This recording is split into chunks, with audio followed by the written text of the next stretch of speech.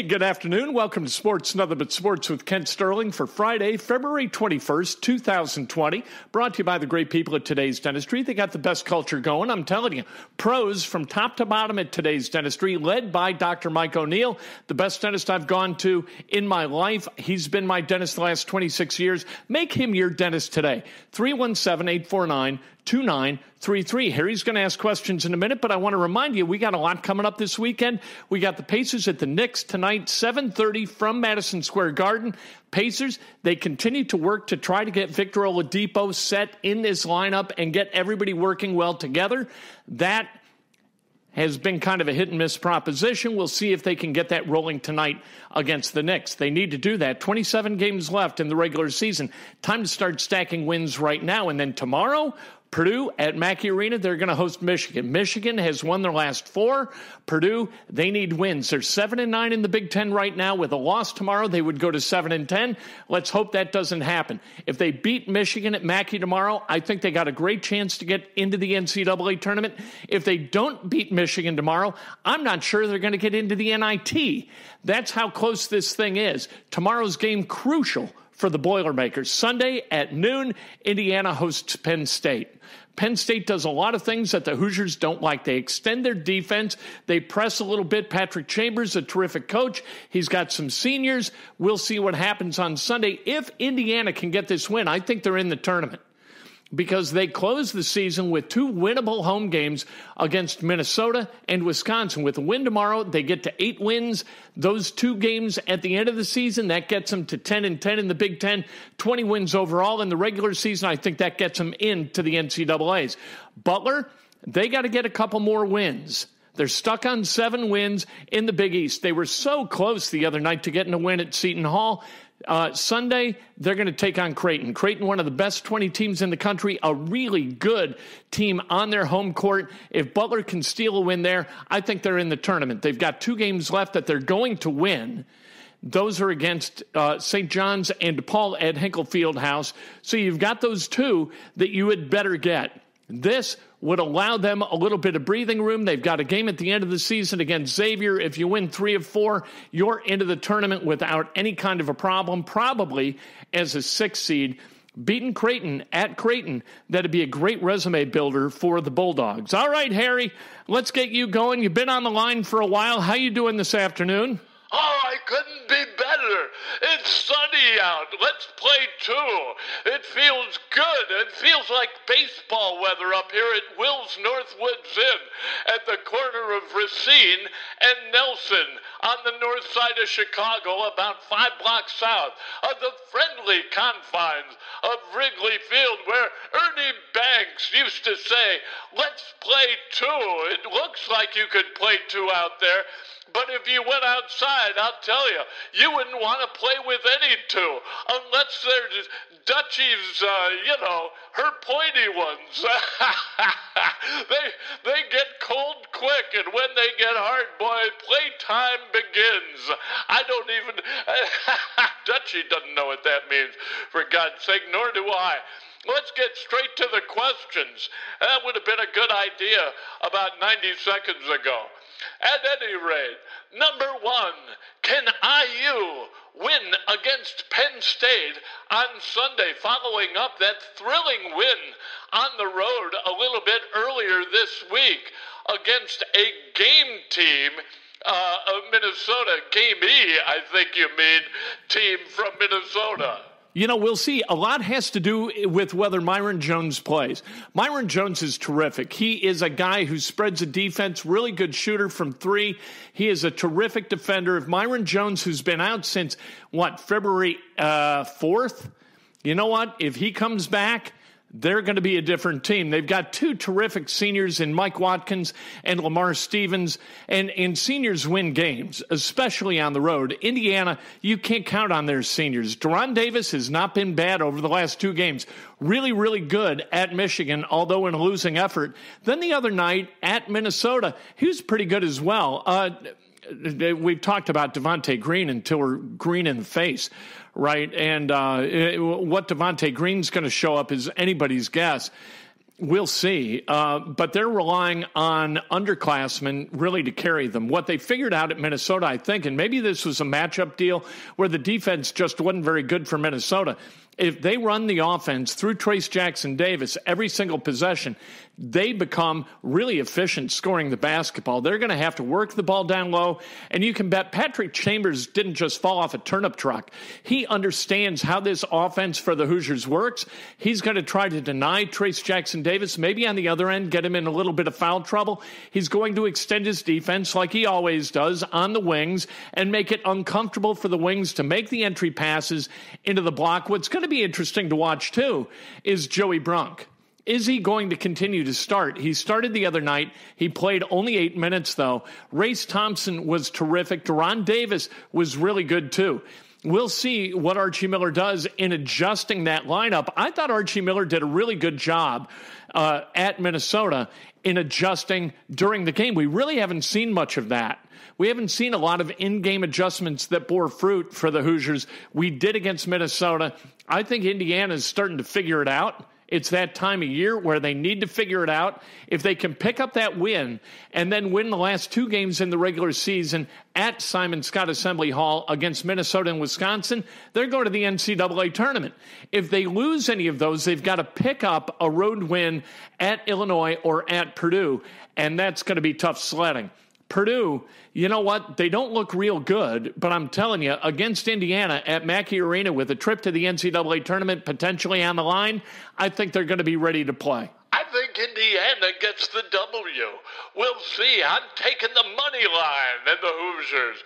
Number 2, will Phillip Rivers, the national media, they're saying that Phillip Rivers might sign with the Indianapolis Colts. What say you, Ganil Reds? I wish the national media would just shut the hell up. I wish the national media would call the local media and say, what do you think about Phillip Rivers potentially as a starting quarterback for the Colts?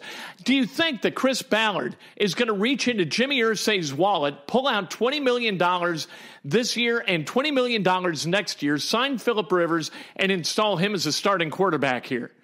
The local media is going to tell you you're crazy because Chris Ballard builds through the draft. There is no way the most important position on the field is going to be recruited and then signed as a free agent. 38 years old is Phillip Rivers. He's going to be 39 in December.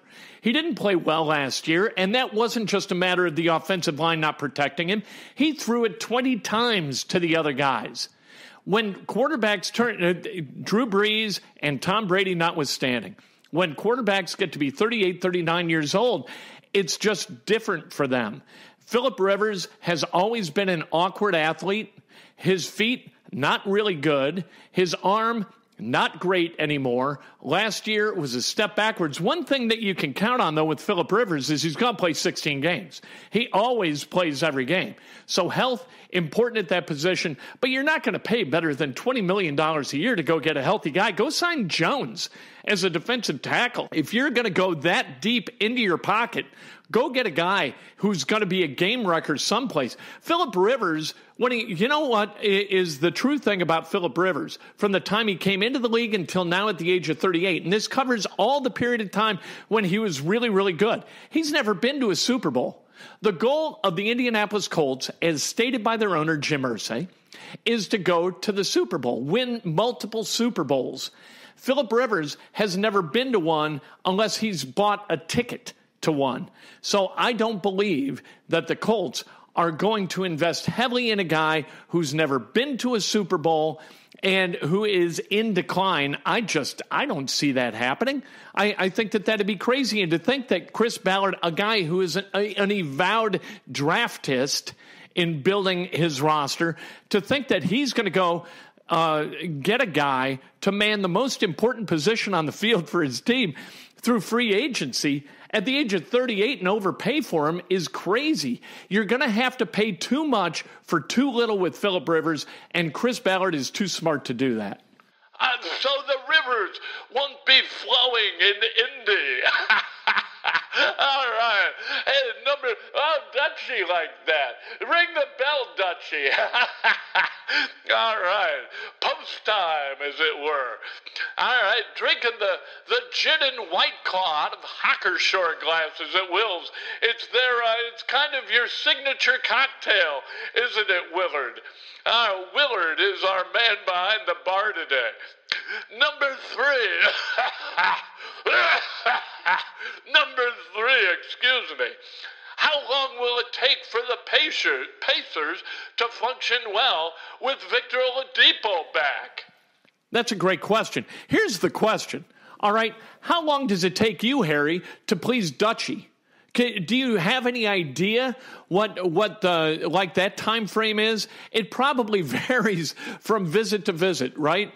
Well, the same thing is going to be true with Victor Oladipo. You have no idea when this is going to happen. At some point, you've got to feel like it's going to, because here's the thing. Victor Oladipo is a really good teammate and a really good guy. And he wants to be there for his teammates. His teammates, similarly, want to be there for Vic. They're really good listeners. They function very well together as a unit. And when guys do that, when their personalities are built that way, usually these things tend to work themselves out. I thought that they played pretty well in that game against the Bucks. And the thing that's kind of the bellwether, and we've discussed this many times, is that when Victor shoots once or fewer per 2 minutes of gameplay, the Pacers, they win 85% of the time. When he shoots more than once for every 2 minutes, they win 50% of the time. That's a 35% differential, depending on how active Victor Oladipo is or how much he's trying to create being Victor. I got to be me. If he tries to be Russell Westbrook, he's not Russell Westbrook. What he's got to do is tone it down a little bit and be one of 5 on the floor, not Vic and the Pips. You can't have Vic and the Pips and be successful. You can be really successful if Victor focuses on how he is facilitating for others. If you got 5 guys facilitating for each other, you got a chance to be special with the Indiana Pacers. All right, number 4, Wilder or Fury. What does that mean? That's a boxing match. You've got Wilder and you've got Fury. These are 2 guys. They're big guys. They're going to fight for the heavyweight championship of the world tomorrow night on pay-per-view, Harry. That's a boxing match we're all looking forward to. Oh, how much does it cost to pay-per-view?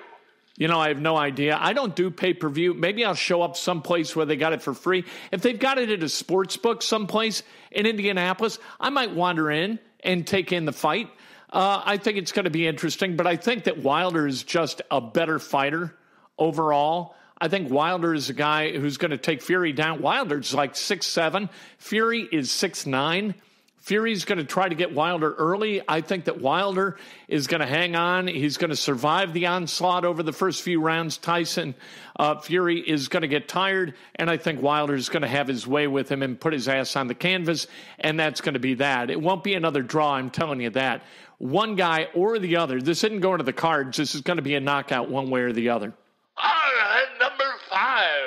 Are you too old to enjoy your birthday? You thought that was going to slip by and I wasn't going to know it was your birthday tomorrow. I know that it is. Are you too old to enjoy it? Harry, I don't know how the hell old you think I am, but I'm not too old to enjoy anything. I can enjoy all the stuff that I enjoyed at any age, and I will tomorrow, because that's what birthdays are for. Birthdays, look, we talked about Victor Oladipo feeling like he's got to be Victor Oladipo. We, as people, we do that, but we only do it on our birthday. I got to be me tomorrow. I'm going to be all kinds of Kent tomorrow and do exactly what I want to do every minute of the entire day, except when I am focused on those who I love, making sure that they're having a good time as I enjoy my birthday, which is more and more important to me as time goes on. So there you go. Is that an answer to your question? Trying to make me sound like an old guy first, then a selfish guy second, and I'm not having it. So tomorrow, you know what? I'm going to have a great time, and maybe I'll pop up to Chicago and see you. Actually, I am going up to Chicago tonight to see Niles West play. It's senior night on Niles West. The great Andrew Pabst, I've set the over-under for Andrew's scoring tonight at 37. He is going to celebrate senior night by jacking it up 13 times from beyond the arc. He's going to make 11 of them. The other 4 points are going to come from dynamic drives to the hoop, where he finishes with a flush, 2 dunks, 11 threes, 37 points. How about them apples? That sounds good. You're setting the bar awful high for young Andrew Pabst. Let me serenade you for a moment and help you celebrate your birthday.